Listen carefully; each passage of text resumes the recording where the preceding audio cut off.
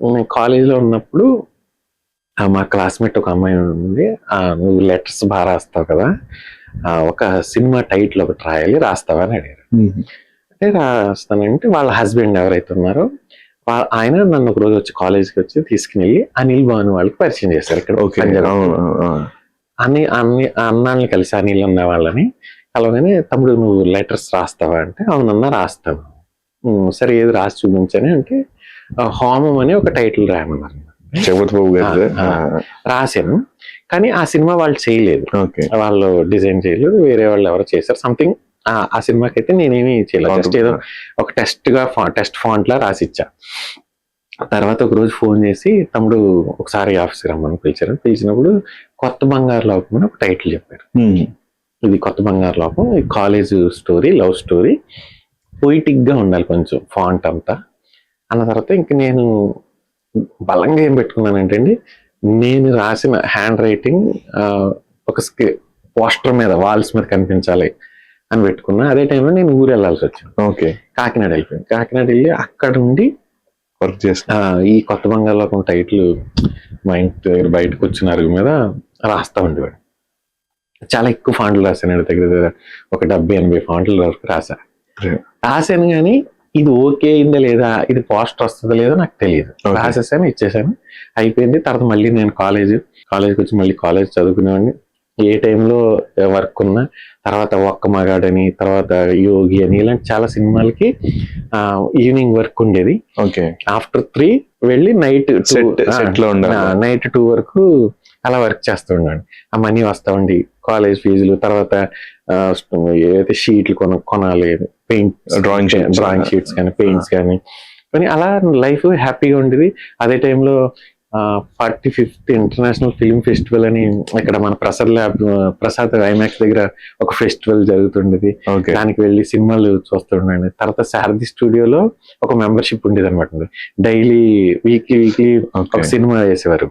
అది వేరే international films అవి చూస్తూ ఉండేవాడిని. ఇలా నా లైఫ్ సినిమాకి దగ్గరగా కాలేజ్ చదువుకుంటూ సినిమాకి దగ్గరగా నా లైఫ్ జర్నీ అనేది స్టార్ట్ అయింది.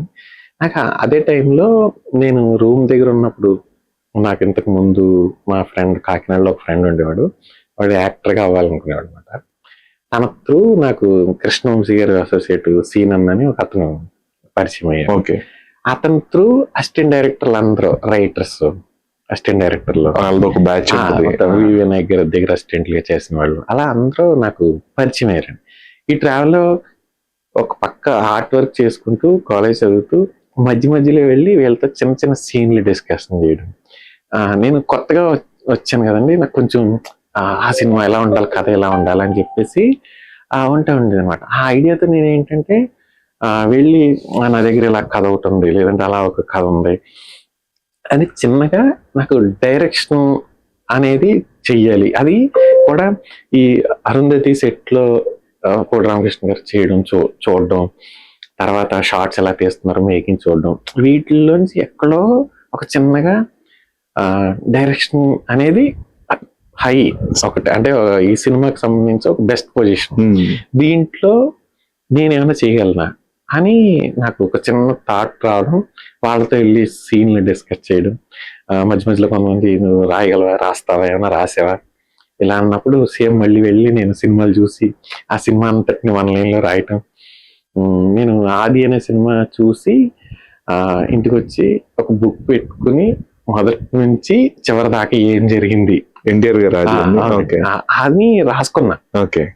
అంటే కథ ఎలా రాస్తారు తెలీదు, దాన్ని మనం ఎలా నేర్చుకోవాలి అంటే ఆల్రెడీ వేరే ముందు ఎవరో చేసి ఉంటారు, దాన్ని చూసి మనం నేర్చుకోవాలి.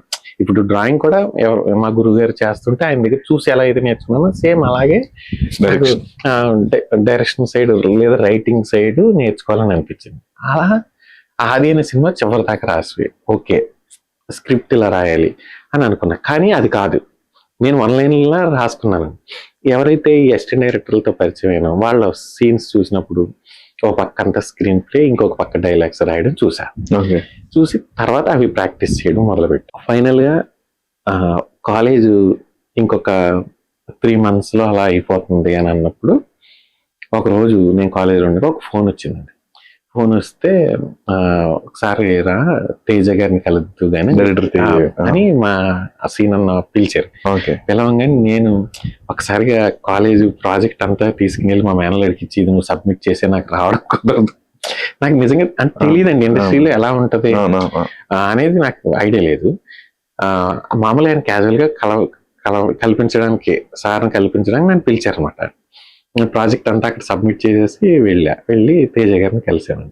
కలిస్తే ఆయన హలో హాయ్ చెప్పారు. ఏం చేస్తావు ఏంటనంటే ఇలా టైటిల్స్ రాస్తాను అన్నారు.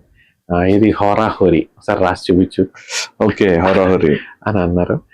అలా ఒకటేదో ఫాంట్ రాసి ఇచ్చాను. తర్వాత మళ్ళీ ఒక 1-2 టైం కలిసానండి. ఆ తర్వాత ఆయన ఇంకా ఏం అప్పుడు ఆ టైంలో ఏం చేయట్లేదు అన్నట్టు తెలిసింది. ప్రిన్స్ గారు కదండి సినిమా. అవునండి.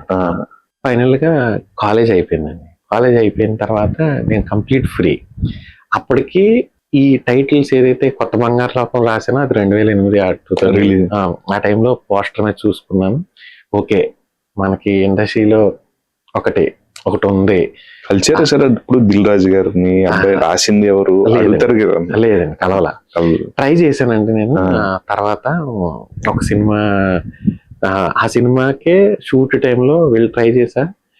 శ్రీకాంత్ అడ్డాల గారిని కలిసానండి ఒక రోజు యూసఫ్గూడలో. ఆయన నైట్ 12 తర్వాత ఆ టైంలో టిఫిన్ చేస్తున్నారు ఒక టిఫిన్ బండి దగ్గర. నేను మా అన్న వెళ్ళి అక్కడ మేము టిఫిన్ చేస్తున్నాం. ఆయన కల్పించేది తెలుసా మీకు నేను మీ సినిమా టైటిల్ రాశానంటే హలో హాయ్ బాగా రాశారు అది అని చెప్పి కొంచెం అప్రిషియేట్ చేశారు. తర్వాత నాకు వరుసగా ఓయి కొంచెం ఇష్టం కొంచెం ఓయి కూడా మీరు రాశారా? ప్రయాణం తర్వాత ఇలా వరుసగా సినిమాలకి ప్రయాణం టైంలో చంద్రశేఖర్ రెడ్డి గారిని కలిసాను వెళ్ళి. అదే టైంలో భరతకమ్మ కలిసాను. Dear comrade. అదే టైంలో భాను రాఘుపూడి ఆయన కో డైరెక్టర్ గా ఉన్నారు ఆ సినిమాకి, ఆయన కలిసాను. అలా నాకు డైరెక్షన్ డిపార్ట్మెంట్ లో వర్క్ చేసేవాళ్ళు ఈ టైటిల్స్ ద్వారా అందరూ ఒక్కొక్కరుగా ప్రొడక్షన్ హౌస్లు అలా పరిచయాలు అయితే ఏర్పడినాయి. అందరూ ఫోన్ లో పరిచయం లేదండి, కనిపించినప్పుడు హలో హాయ్ ఇలా పరిచయాలు ఏర్పడడం. తర్వాత వాళ్ళు ఏదైనా సినిమా చేస్తున్నప్పుడు ఒక టైటిల్ ఉంది రాయి అని చెప్పడం. అలా నాకు పరిచయాలు అయితే వచ్చినాయండి. కానీ నాకు కోరిక ఏంటి అసిస్టెంట్ డైరెక్టర్ గా జాయిన్ అవ్వాలి. కానీ నాకు ఒక డౌట్, సారీ టు ఇంటరప్ట్. అంటే ఇప్పుడు మీరు ఈ జర్నీ ఉంది కదా, అంటే ఫాంట్స్ రాసేవారు. ఇప్పుడు ఇందాక మీరు ఇద్దరు పేరు చెప్పారు, అనిల్ అండ్ భాను. ఇండస్ట్రీలో బెస్ట్ ఆర్టిస్ట్ అంటే వాళ్ళ పేరు చెప్తారు. అంటే వాళ్ళు మీకు వర్క్ ఇచ్చేవాళ్ళ లేకపోతే మీకు డైరెక్ట్ గా యాక్సెస్?